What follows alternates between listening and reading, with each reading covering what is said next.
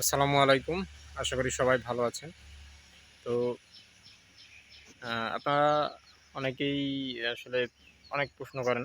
তো সবসময় আসলে উত্তর দেওয়ার সময় হয় না।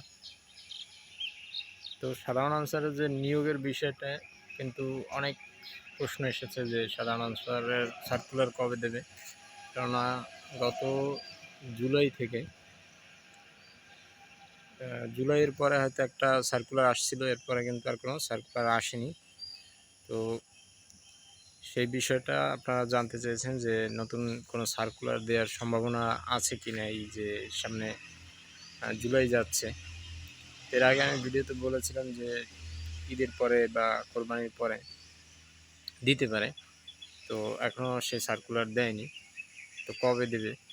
তো সেই বিষয়টা দেখুন বর্তমানে কিন্তু আমি আগেও বলেছি ভিডিওতে যে সার্কুলার আপাতত বন্ধ আছে সাধারণ আনসারের বা অন্যান্য যে কার্যক্রমগুলো ১৫০ পদের পরীক্ষা বলেন বা ব্যাটালিয়ন আনসারের যে নিয়োগ সেগুলো কিন্তু সব কিছুই বন্ধ আছে। তো যে বিষয়টা বলতে চাই সেটা হচ্ছে আসলে শিওর করে কিন্তু বলা যায় না যে সার্কুলার হয়তো এই মাসে দিবে বা সামনের মাসে দিবে বা আগামী সপ্তাহে দিবে। তো যে কোনো সময় কিন্তু সার্কুলার আসতে পারে। তো শিওর করে আসলে বলা যায় না যে সাধারণ আনসারের আসলে সার্কুলার কবে দেবে।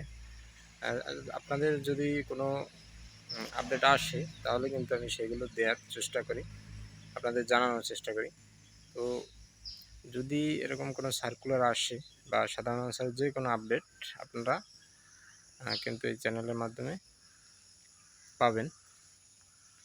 তো সেটাই হচ্ছে বিষয়। আরও কিছু কিছু বিষয় আপনাদের পরবর্তী ভিডিওতে কিন্তু জানানো হবে।